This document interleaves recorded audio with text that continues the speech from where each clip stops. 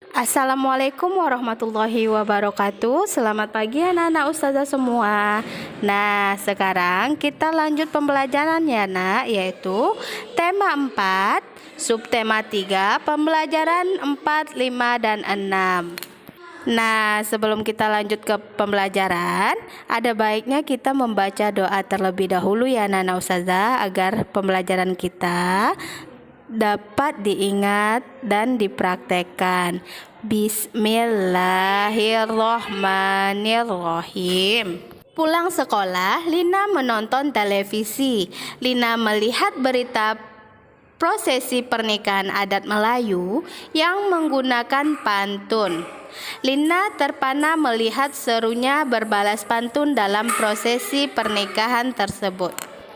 Selesai nonton televisi, Lina membuka kembali bukunya yang berisi tentang jenis-jenis pantun. Lina ingin tahu jenis pantun yang disajikan dalam proses pernikahan adat Melayu yang baru saja dia tonton di televisi. Pantun yang disajikan dalam sebuah prosesi pernikahan termasuk jenis pantun tua. Pantun tua adalah pantun yang berhubungan dengan orang tua. Biasanya pantun tua berisi tentang adat, budaya, agama, dan nasihat. Karena pantun tersebut disajikan dalam prosesi pernikahan yang merupakan adat dan budaya suatu daerah. Pantun tersebut berjenis pantun tua. Linda berpikir, mengapa prosesi pernikahan di daerah tempat tinggal Ana tidak ada tradisi berbalas pantun ya? Lina teringat tentang budaya yang pernah ia pelajari, bahwa budaya setiap daerah tidak selalu sama. Warga masyarakat dapat bertukar pengalaman tentang budaya daerah dengan warga masyarakat lain melalui interaksi. Interaksi meliputi berbagai bidang, baik bidang ekonomi, sosial, maupun budaya. Perbedaan adat pernikahan merupakan contoh perbedaan budaya. Pengenalan budaya daerah dengan daerah lain terjadi karena adanya interaksi antar warga masyarakat. Interaksi antar warga masyarakat terjadi dalam berbagai bidang seperti sosial dan ekonomi. Faktor penyebab interaksi antar warga masyarakat. Yang pertama, perbedaan kandungan sumber daya alam pada setiap daerah. Perbedaan sumber daya alam mendorong suatu daerah menghasilkan produk yang berbeda. Hal ini dapat menyebabkan terjadinya interaksi orang-orang dari daerah yang berbeda.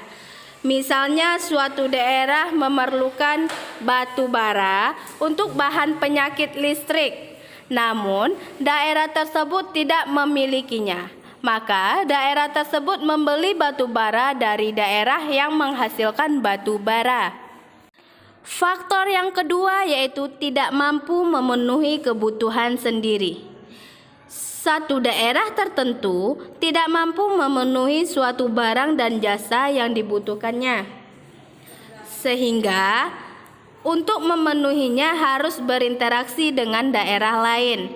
Misalnya untuk mendapatkan bahan makanan, orang-orang di perkotaan harus berinteraksi dengan orang-orang perdesaan.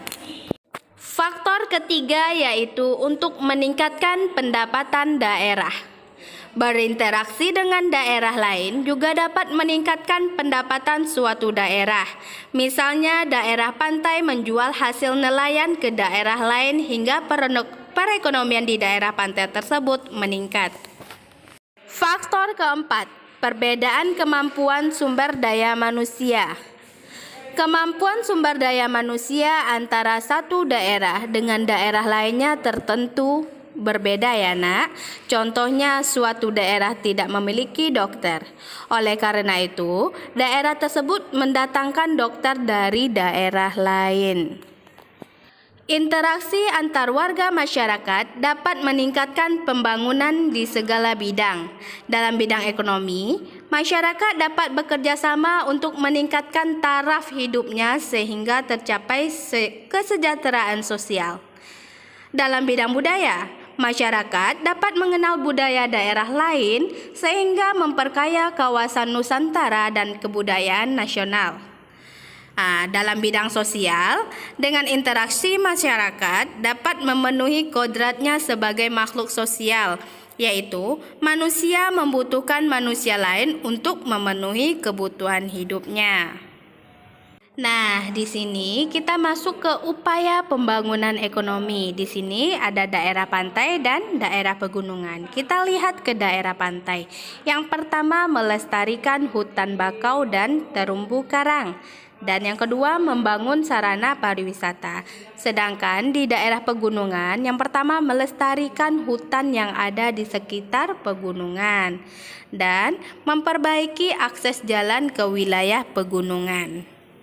Sekarang kita masuk ke perbedaan hak, kewajiban, dan tanggung jawab sebagai warga masyarakat. Hak dan kewajiban serta tanggung jawab merupakan tiga hal yang berbeda satu sama lain, tetapi saling berkaitan erat dengan tidak bisa dipisahkan. Dan tidak bisa dipisahkan ya nak. Hak dan kewajiban bersifat kodratif, yakni melekat bersama kelahiran manusia. Hak dan kewajiban tersebut harus dilaksanakan secara tanggung jawab oleh pihak yang bersangkutan. Orang yang tidak melaksanakan hak dan kewajiban dapat dikatakan sebagai orang yang tidak bertanggung jawab. Hak sebagai warga masyarakat. Hak berarti sesuatu yang mutlak, menjadi milik seseorang dan penggunaannya tergantung kepada orang yang bersangkutan. Jadi, hak warga masyarakat adalah sesuatu yang mutlak menjadi milik seseorang yang berkedudukan sebagai warga masyarakat. Adapun hak sebagai warga masyarakat, yang pertama mendapatkan perlindungan hukum, yang kedua mendapatkan pekerjaan dan penghidupan yang layak, yang ketiga menikmati lingkungan yang bersih, yang keempat hidup tenang dan damai, yang kelima bebas memilih, memeluk dan menjalankan agama, yang ketujuh perbedaan berorganisasi, dan selanjutnya mengembangkan kebudayaan daerah. Adapun kewajiban sebagai warga masyarakat. Kewajiban berarti sesuatu yang harus dilaksanakan dengan penuh rasa tanggung jawab. Jadi, kewajiban warga masyarakat adalah sesuatu yang harus dilakukan seseorang sebagai warga masyarakat dengan penuh rasa tanggung jawab. Adapun kewajiban sebagai warga masyarakat, yang pertama mematuhi aturan atau norma yang berlaku dalam masyarakat. Yang kedua, menjaga ketenangan dan ketertiban lingkungan masyarakat. Yang ketiga, menghormati tetangga di lingkungan tempat tinggal. Yang keempat, membantu tetangga yang terkena musibah.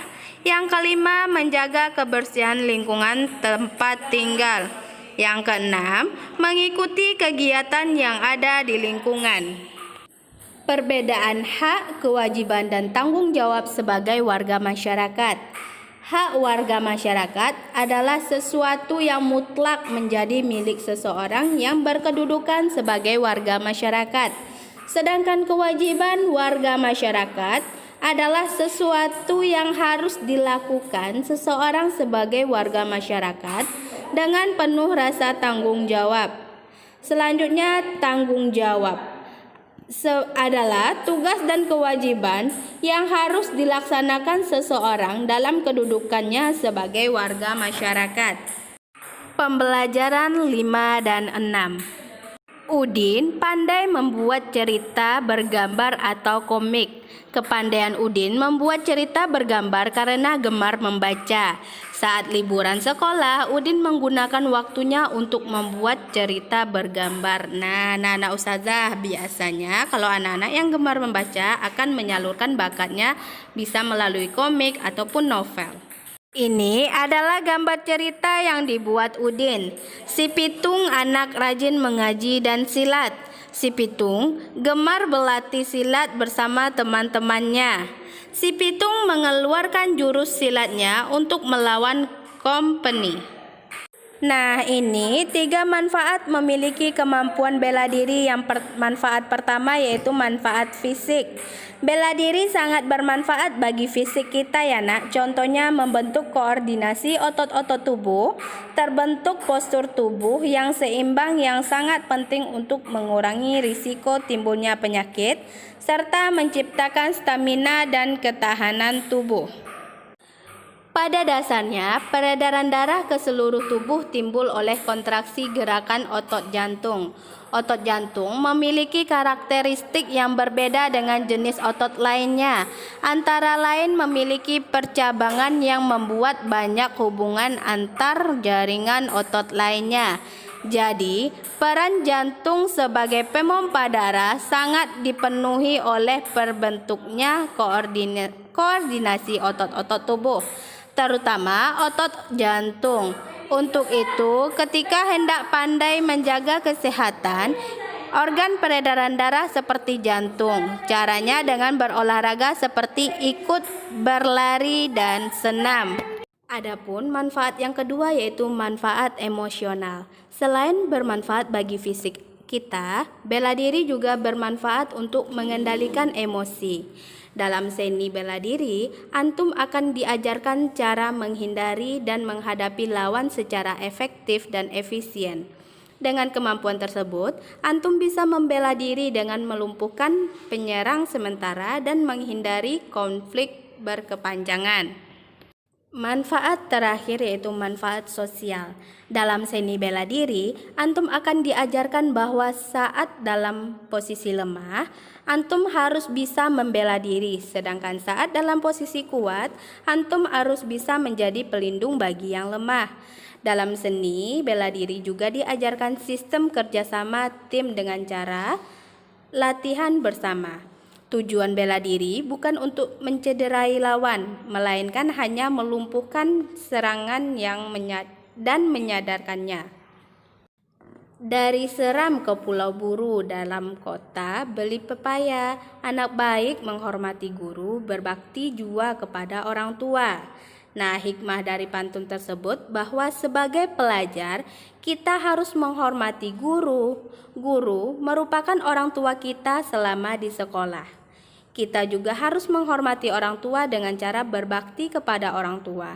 Dengan demikian, kita akan disayangi orang-orang di sekitar kita. Berdasarkan isinya, pantun tersebut berjenis pantun nasihat.